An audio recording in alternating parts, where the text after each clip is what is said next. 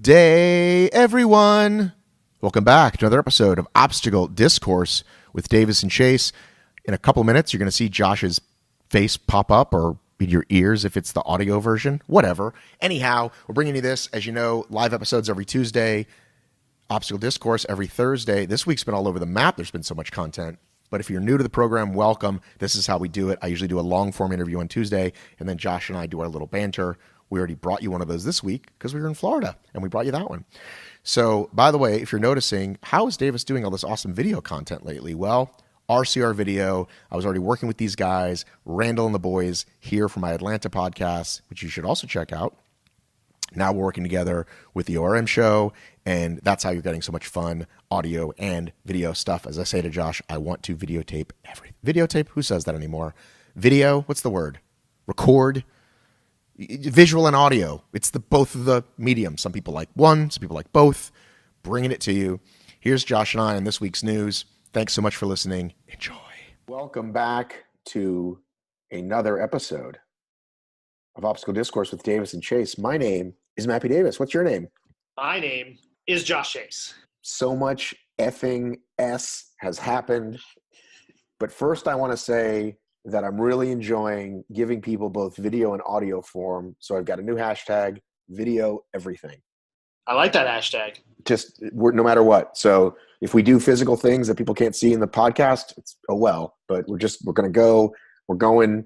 it live. We're going with the thing. We're doing it both ways. And it does not appear to be a banned hashtag by Instagram, so that's a positive. We learned a lot last time about that. Also, I feel very much closer to you since we spent real time together on the beaches of Jacksonville. I am going to go out on a limb and say that may have been our best episode yet. We'll let the audience decide, but it was very good. I think I edited out most of the hacking. Remember when I was dying? I do remember that, yes. I'll never forget that face that you make when you almost choked to death. Right. So I will be honest, I did not watch the 29-minute IGTV thing. It just went up. I had a lunch thing. I just came back. I saw the 1-minute version. What happened in the 29-minute version of Spartan's IG? Anything new, basically? Not necessarily new. So it was obviously Mike Morris and David Watson, and then they had Kevin Gelati on the phone as the athlete representative, or one of the athlete representatives. I guess they have a board of athlete representatives now for the pro team. So Gelati was on there talking about how, it's bound to happen because of the ambiguity with the rules and how there wasn't enough clarification to dictate, very specific rule completion, and how they did a great job at, I don't want to say spinning it, but they did a great job at spinning it and saying how this is good for the sport because things like this are going to happen and it helps the sport get better. And I've spent better part of the last 3 days thinking about this, and I feel like I'm on board with what they've done now. So they've gone ahead and reversed the DQ, which was a tad drastic at the time, but they sort of had to do it. They were kind of painted into a corner. They assessed the 5-minute penalties to both Woodsy and Hunter Russell. Hunter Russell's name isn't getting brought up a ton, obviously, because he wasn't a number 2, number 3 finisher, but there are plenty of people that did not complete the A-frame legally when you go by the letter of the law with the rules. So they were talking about how the rule needs to be modified, and there's a word I'm looking for, but I forget what the word is, and how it needs to be more modernized and adaptive to the environment we're in so that people aren't disqualified every time they race, ultimately. So, I mean, in addition to like my 2-minute chat where I kind of summed all that stuff up, did they add anything besides that? Not a ton. I mean, a lot of it, I watched the whole video. I didn't listen word for word in there. There was a couple good lines. One of them I sent you from Mike Morris, was just talking about, did they unfairly call out Ryan Woods? And I don't know if it was unfairly. It obviously was focused on because he was a top finisher, but he was right in saying that they need to look in the mirror and go back and say, is this the best thing for the sport? And it's clear that it isn't. And I would love to hear the opinion of other pros and if they all agree with this, because I bet there are a few out there that are pretty upset by it. So I don't know. Is it the right thing to do? I don't know if right is the word, but it's what they had to do, I think. And I think they ultimately made the right move here. I think they absolutely made the right move. I look forward to seeing new language that's less ambiguous, not just in those two things, but in the future. I think there are still some things that are ambiguous. Number one, what's allowed to be reviewable, which in this case is literally anyone's cell phone, not good. Two, who is the rules committee? We don't know. Three, who is the athlete committee? I don't think the athletes know. At one point, it was Amelia and Bracken, like two elder statesmen who maybe don't race as much, but really have the best racers at heart. I've heard various things through the years for racers about what they have been doing, including projects they're working on that never took off the ground or whatever. I specifically heard from several in this weekend in the last few days that say, I'm not sure why Kevin Gelati is my guy. I didn't vote for him. There was no vote. We were just told this is your guy. That's bullshit. So hopefully they'll clarify a lot of these things. Yeah, and I think we're seeing, and you constantly say it, this sport is very young, right? 10 years is not a long term when you think about how old all these other sports are. So a lot of this stuff they're shooting from the hip on and they're learning as they go. The problem is now Spartan is really the only game in town when it comes to a competitive lineup of races throughout the season, right? Savage has Savage Pro and Bone Frog's got Elite and all that stuff. But in terms of a league, right, sort of a professional league, Spartan's the only game in town. So anytime something goes awry, it's going to be big news. But in reality, these things do have to happen in order for rules to get better and management to get better and the pro team, aspect to get better. Do I see them always having a 200-member pro team? No.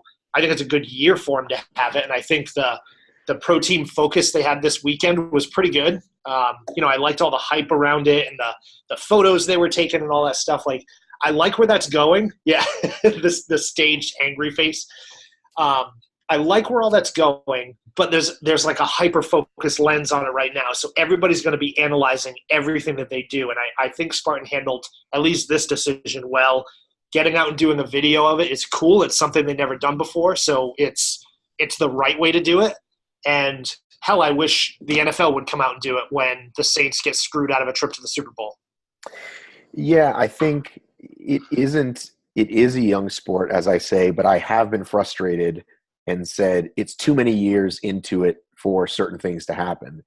And I think we can't put enough weight on David Watson and his role because he's driving this, I feel like almost completely. So Morris is the race director guy. Once upon a time, I think I've talked about this, but we'll just recap. Mike Morris, once upon a time, was race director for all the races. Then you have too many races in the country, so he's got to have people under him, right? Norm, Garfield, other people that you guys don't know. That guy Woody that some people know. I can't think of the people on the top of my head, but whatever. Then there's more and more races, and so he keeps moving up. So Morris is like the head of all things. And yes, his vote counts and he makes things happen. He was directly involved with the ultra stuff in Iceland. But most of the stuff sort of went back to Robert Coble, who is like was sort of in charge of the pro team and sort of in charge of rules. And then DI, who was sort of in charge. It just hasn't been clear. So now you got this guy, Watson, saying, we're going to be a fucking sport and this is what we're going to do for it. And I think that same heavy hand is what made the rush to judgment. Okay. Then cooler heads prevailed. He talked to Mike, who's, I think, one of the brightest guys out there.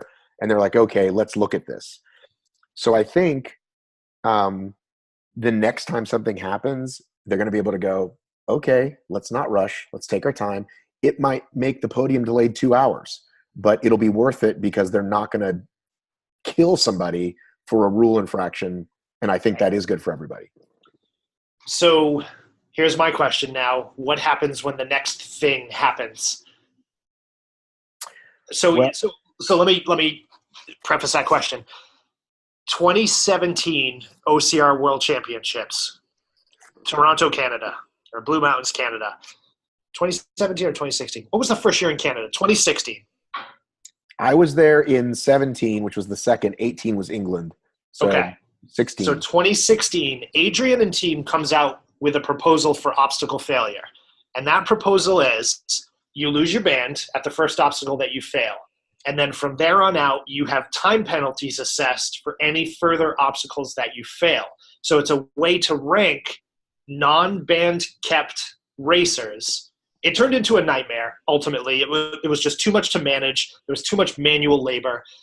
But it brings up a good point. Do they now have almost two penalties? Do they say, all right, burpees are your first penalty, but if you fail something and it's not caught by an official, there's a time assessment based on the difficulty of the obstacle. So let's take the Z-wall, right? The Z-wall is like a laughably easy obstacle that every pro completes, but sometimes people catch on video someone, grabbing a corner or maybe just tapping the underside of the wall that they shouldn't.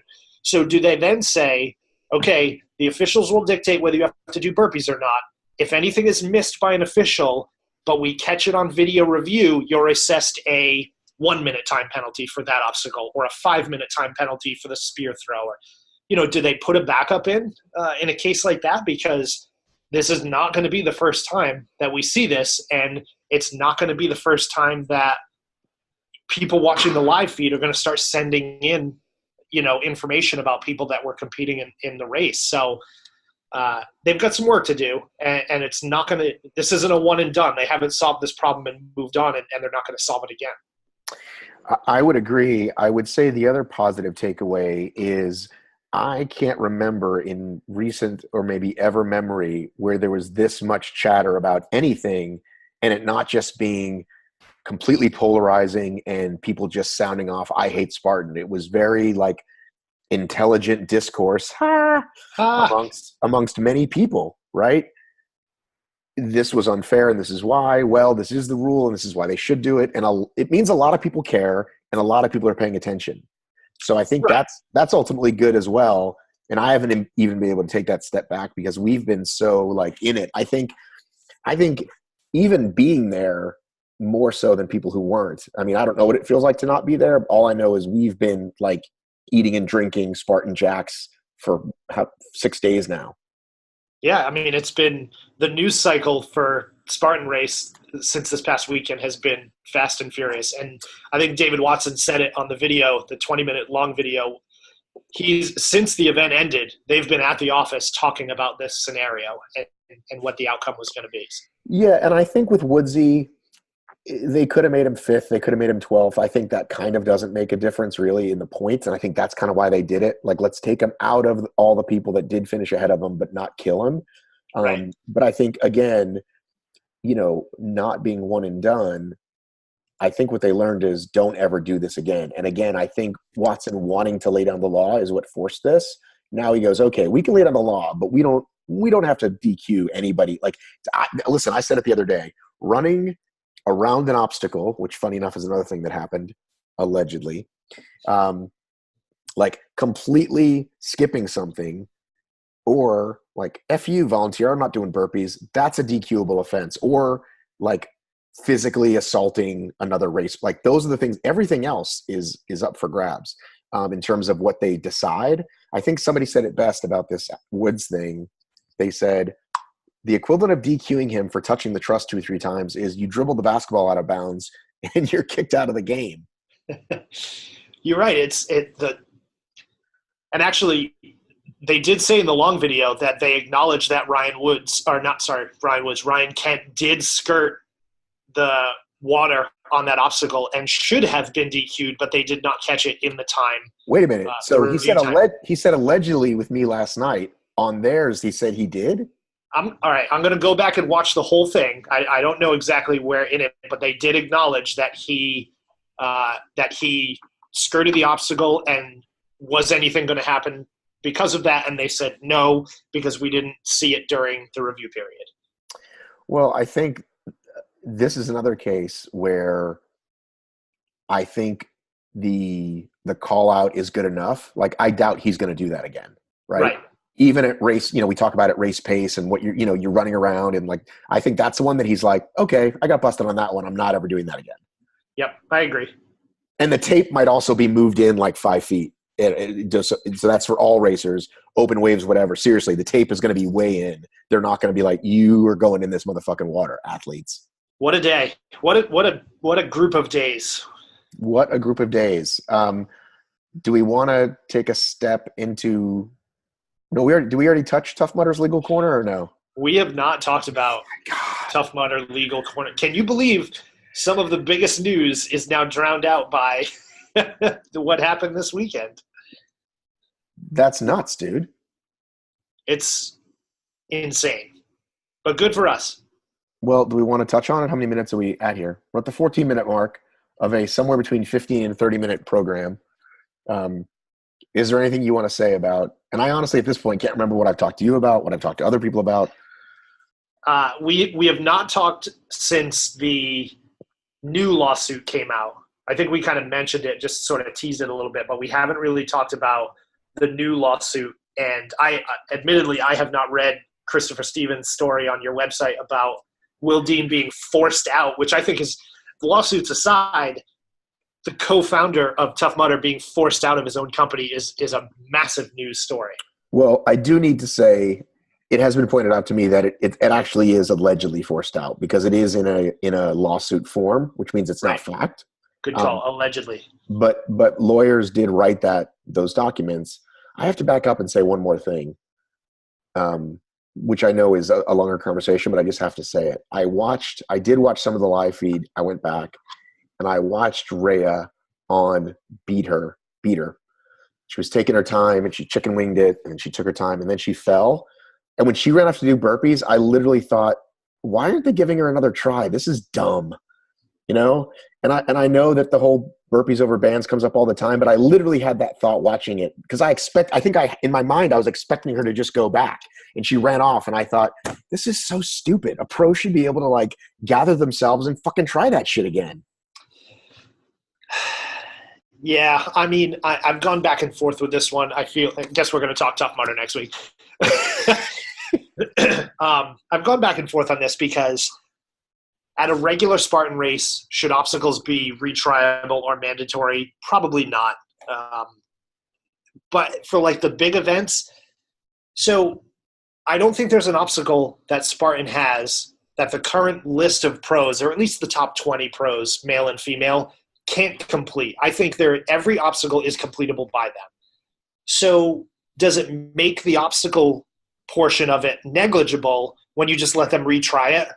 Or do you, because if they fail it, it's usually for a reason. It's they either slipped or their hands are muddy or the obstacle's frozen or covered in water. They're not failing because of their form. They're not failing because they miss a grip. That happens rarely.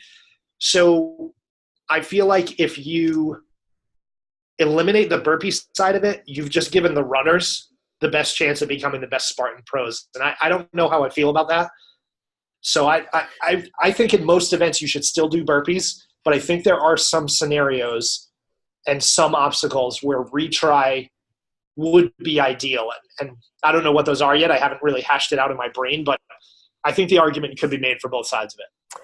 Well, I think now that they got rid of this triple long rig at the end, which they realized was dumb, and made it more, sizable, that it just, I think, must complete puts it back on the table so that, if Lindsay gets through in one try and Ray gets it in two tries, Lindsay's still faster, right? Right. And then do you instead do optional burpee, not optional burpees, but burpees by choice? So retry obstacles, but you can give up and do burpees instead if you think you can't complete the obstacle. Do they do a mix of both, like a hybrid rule? I don't know. Yeah, I just, again, I know we're never going to solve this one, but the option of an indefinable chest to ground exercise that nobody can define perfectly, it just seems so, like I said, it just, in the heat of this amazing race and these amazing athletes, right? The best people in the world at this thing, to watch somebody have to run off and do a burpee because it just seemed dumb to me. So anyway, I had to say that. Here's interesting though. I heard they've already changed big box. What's it called? Climbing box? The 8-foot box. The 8-foot box. I heard that the initial rule was something about you couldn't touch the top bar, and then they realized that everybody was going to have to, so they changed it. And then that did have a go around rule if you couldn't do it instead of a burpee rule, right? So they did for this race at Jacksonville. They did a penalty loop, which I love. I like the idea of the penalty loop because you have to then make the mindful decision, right? What is going to make more sense to me? I'm 6'4" and I couldn't do the 8-foot box. I failed it. I failed it 3 times, and I was like, you know what? I'm not going to waste time figuring out how to do this. I'll go to like an open house and figure out how to do it. So I just took the penalty loop, and they said it was a quarter of a mile. It was probably a little more than a tenth of a mile, maybe. I don't think it was really that far, but I like the idea of penalty loops. Now, that being said, I like the idea of penalty loops on flat courses in Jacksonville, Florida. I do not like the idea of penalty loops at Killington or Palmerton. That's just me personally. So that's a good way to – I think they did it for backup reasons. When you saw the video of the 8-foot box, when you saw the video of the 8-foot box in California and Arizona, there was a ton of backup. There was a ton of people that are trying to do it. So retry obstacles are great in theory, but there's plenty of flaws with it. And on that particular part of the course, you were coming through sort of the forest, the swampish whatever, and it seems like that would be an area where like it could like lead back into – it was right after something or other. But I just want to do a quick – let's go into math corner really quick. Ladies and gentlemen, this is where like I wish we had somebody nearby who could do some graphic arts. Josh Chace is 6'4". He has a wingspan of like an additional what is that, 9 inches? Well, I mean, it's got to be 18 inches. Right. So now you're 7'5" and you still can't get over this thing? So it was a matter of you're on the course, you're running, do you want to spend the time doing it? Also, and I think I told you this story, I was up there and I had my arms on the bar at the top of it, and I went to swing my foot over, and because there were multiple lanes on the one box I was on, I straight up drop kicked the kid who was right next to me. So I felt bad, and I just kind of, did a little self-imposed penalty lap as punishment for that. But I think with nobody there and with a dry box, oh Jesus, edit that out. I'll be able to get past that one, but I think that one's going to be pretty fun on like the second lap of an ultra. It's going to be interesting to see if people can get up and over it. All right. Well, what's this weekend for you? Nothing. I got a week off, and then it's Greek Peak after that. So it's from the warm heat of Jacksonville to the frosty, cold northern or central New York winter, and then down to San Antonio at the end of March for the Super there. Well, before my Alabama Super, in 2 weeks, I have Terrain Race Georgia. Nice. And I have a meeting with the president, and we're supposed to talk, and I am very, very excited because we can't get into this now, but would you believe they added yet another event to their roster? Another like brand or another event on Terrain Race weekends? No. So they've got the Glow Run and the Blacklight Run, right? And the Bubble Run. Right. And I just saw something for a Color Run. And guess what? Same location, same date as the Glow Run. So they're going to double dip and make Color Run money in the morning and Glow money at night. Are those free registration right now as well? Yes. Yes. Okay. All right. The worldwide leader in free events. We will talk more later. Thanks as always, Josh. Do you want to shout out anything? I will say this. Everybody that listens to this show, if you're fans of this banter, you need to be on the Obstacle Course Racing Discord server. If you're not there, you're missing out. Like, it was exploding with conversation around the Ryan Woods disqualification this weekend. So get your butts there. The website is bit.ly/OCR Discord. Download the Discord app on your mobile device. Chat with one Matt B. Davis. He loves it. Seb David is there. A ton of other people there are there that I'm not going to name drop because I don't want you to go there and bug them, but go there anyway. This is a great time. it's probably the most educational, informative group out there, because Facebook is full of trolls and a-holes. Right.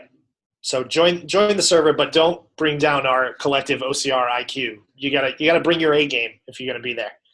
All right, and with that, I will let you go, my friend. Peace out, my friend. Good talking to you. That's it. Every week we do this. It's usually between 20 and 30 minutes, sometimes as short as 15, but not lately because we like to talk. Anyhow, Obstacle Discourse with Davis and Chace. If you like this content and you like the regular videos I'm doing, you like the regular podcasts I'm doing, you're enjoying all the articles we put out, donate a couple bucks. Go to our Patreon, patreon.com/obstacleracingmedia. It does, in fact, allow me to buy more stuff, to do more stuff, and make more stuff for you, which I'm enjoying doing. And I didn't say that very well at all. Anyhow, I love you. I miss you. I mean it. I've got to run.